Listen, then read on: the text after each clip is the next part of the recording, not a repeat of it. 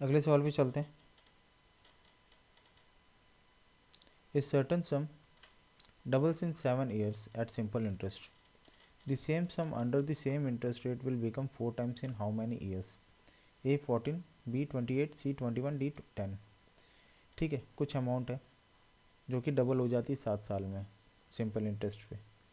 ठीक है, अगर उसी अमाउंट को जो पहले था सेम इंटरेस्ट रेट पे लगाया जाए तो 4 टाइम्स कितने साल में हो पाएगा। ठीक है, अगर यहाँ पे कुछ अमाउंट डाला वो अगर 4 टाइम्स हो रहा है तो कितने साल में हो पाएगा। ठीक है, और सेम रेट पे, जिस रेट पे ये डबल हो रहा था पहले 7 साल में। तो आइए इसको करते हैं।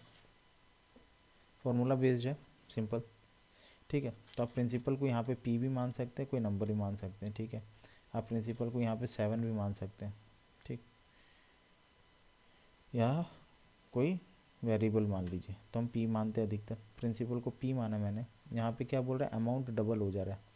अमाउंट डबल होने के लिए आपका सिंपल इंटरेस्ट क्या होना चाहिए, 100% होना चाहिए, क्योंकि प्रिंसिपल प्लस सिंपल इंटरेस्ट आपका अमाउंट के बराबर होता है।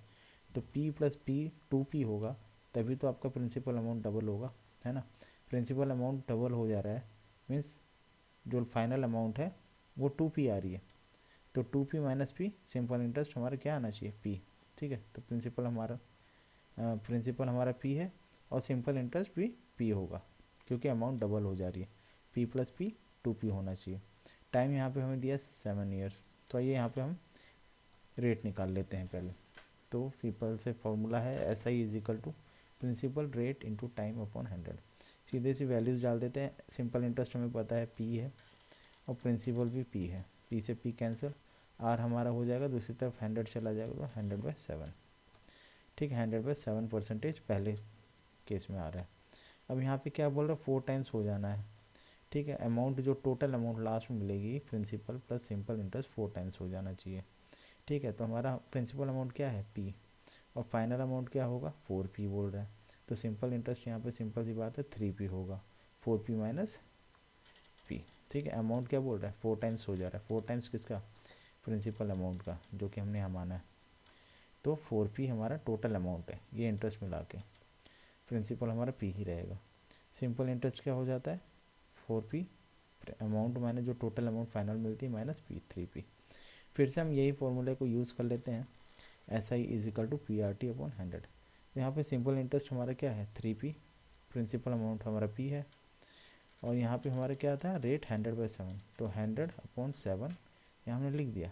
यहाँ पे हमें टाइम पता करना है कि कितने टाइम में ये 3p सिंपल इंटरेस्ट हो जाएगा हमारा, तभी तो अमाउंट 4p होगा, है ना।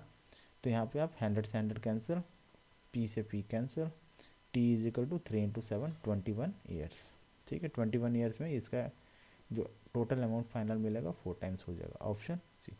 ठीक है, एक तो ये करने का तरीका हो गया, एक दूसरा मेथड भी देख लो। ठीक है, तो यहाँ पे अगर मैं प्रिंसिपल अमाउंट 7 मान लेता हूँ, सिंपल इंटरेस्ट क्या है, अगर प्रिंसिपल अमाउंट 7 है तो अमाउंट क्या बोल रहा है, डबल हो जा रहा है, 14 हो जा रहा है।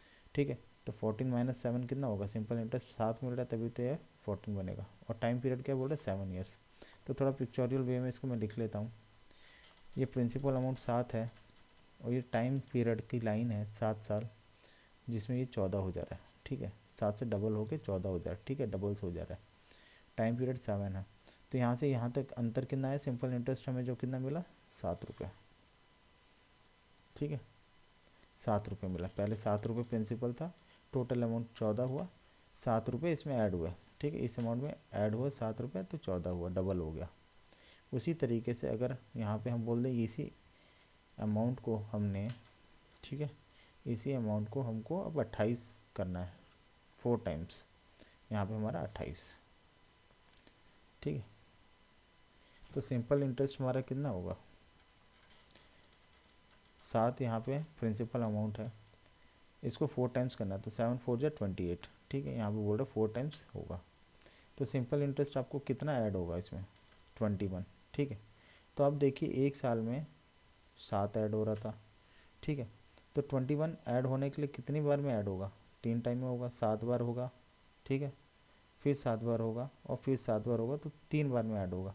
तो 21 कितने बार में होगा, 21 3 बार में, 7 7 7, मीन्स पहले 7 साल में कितना होगा 14, फिर 7 साल में कितना होगा 21, फिर अगले 7 साल में तीसरी बार जब 7 साल जुड़ेगा तब आपका 7 साल होगा, तब जाके ये 28 होगा। तो आप सिंपली बोल सकते हैं कि 7 को 3 बार बढ़ाएंगे, 3 बार यूज़ करेंगे तब जाके आपका 28 होगा। तो 7 इंटू 3 21। ये थोड़ा सा कंसेप्ट यूज़ करने वाली बात है, हो सकता है आपको ऐसे समझना है, लेकिन आप यही सोचिए कि 7 को 3 बार आप बढ़ाएंगे, 7 प्लस 7 प्लस 7, इसको 3 पार्ट में कर लीजिए, 3 सेगमेंट, ठीक है।